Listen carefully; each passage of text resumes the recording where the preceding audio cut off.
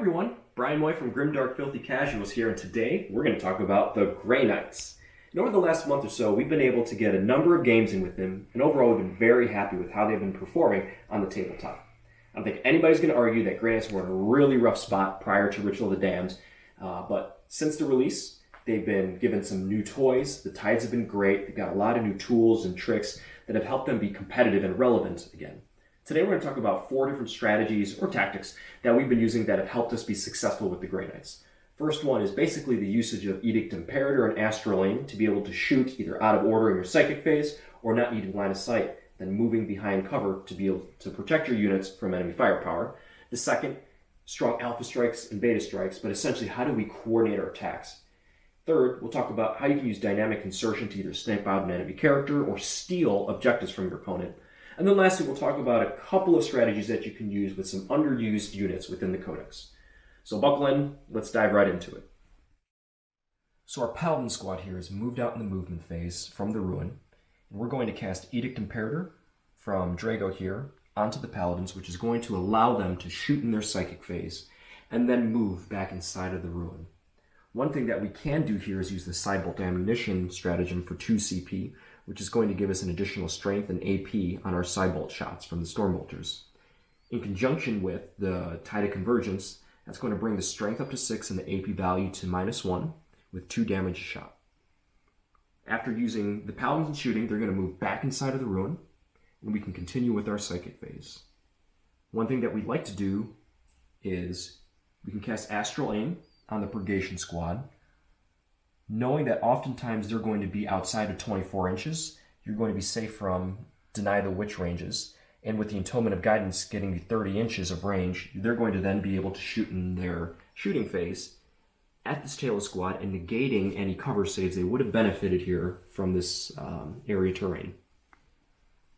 We can then go on with our Psychic phase, casting Warp Shaping if necessary, with Imperium Domination for anything else that we need to do.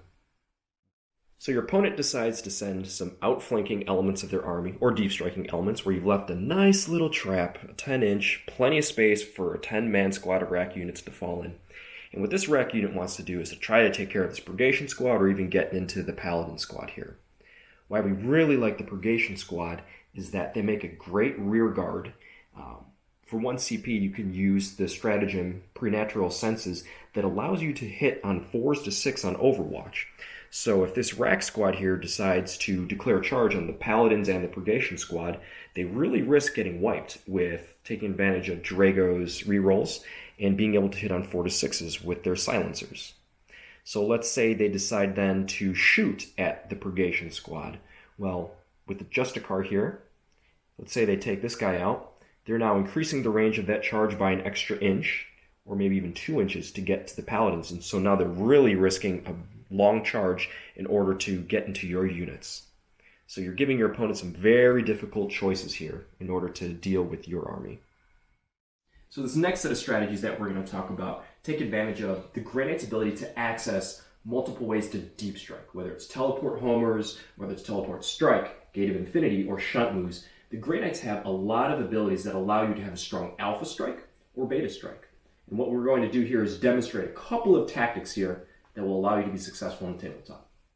So now we're going to talk about a strategy where we take advantage of Edict Imperator's ability to shoot in the Psychic phase in order to clear a screen out, and then deep striking or using Gate of Infinity to drop in a blob of Paladins in order to take out a critical piece of your opponent's army. So in the movement phase, you can see here our interceptors have shunted into a Ruin, and at the end of the movement phase, we've come down with a Grandmaster and Nemesis Dreadknight armor, using his Teleport Homer. In the Psychic phase, they're going to cast Astral Aim on themselves, and then the Grandmaster is going to cast Edict Imperator on this squad, thus allowing them to shoot in the Psychic phase. Now, because they came in, he's within 6 inches, they're going to benefit from his reroll aura. Once they fire and wipe out, let's say they wipe out the majority of the squad here, right? We now have just eliminated the screen, and we've created a nice bubble for our Paladins to come in and try to take out this unit of Talos here. And so what's nice about this particular instance is that the Paladins we'll be able to take full advantage of the shooting phase, let's say bring down the beast for 2 CP, Cybolt ammunition, as well as taking advantage of the rerolls from the Grandmaster here, and the Warlord ability first from the fray that will allow them to reroll charges to try to get into these Talos. So for this particular tactic, we're going to talk about how Grey Knights have a powerful beta strike. So in this particular instance, let's say it's turn 2, and we're able to successfully utilize Astral Aim and Edict Imperator to wipe out the screen that was in front of the Talos here. In turn 2, we're able to shunt our interceptors into position 9 inches away from the Talos. We're able to come down with the Teleport Homer on the Grandmaster Nemesis Dread Knight. We're able to use Teleport Strike from our Strike Squad here, and then Gate of Infinity on our Paladins. And you can see how we now have a nice bubble that revolves around the Grandmaster, giving 6-inch rerolls to the Paladins, the Strikes, and the Interceptors. And they're also going to benefit from his First to the Fray Warlord ability that's going to allow them to reroll charges, thus allowing us to bring a significant portion of our firepower against the Talos here. So let's talk about some tactics that revolve around the usage of the new stratagem Dynamic Insertion, which essentially allows any Grey Knights unit that has the Teleport Strike ability to deep strike within 3 inches of an opponent as opposed to 9 inches. And why I like this ability is that there's a couple of very cool tricks that you can do. One, you can use the spell Inner Fire to assassinate an enemy character, or two, which is my favorite, you can trade your CP for VP by stealing objectives from the opponent. So let's take a look at how that looks on the tabletop. So in this particular scenario, we're trying to coordinate an attack on this large blob of Talos here. And in the middle is a powerful character, the Homunculus, who has a Vexator Mask, which is going to make one of our units, maybe a Paladin squad, fight last. So what we want to do is to try to take this character out to make the Talos weaker, and they're going to be toughness 6 as opposed to toughness 7, and then also remove that Vexator Mask. So we're going to use our Apothecary here, who has a Sanctic Shard for +1 to his Psychic Test rolls. He's going to use, for 1 command point, Dynamic Insertion, coming in within 3 inches of the Homunculus.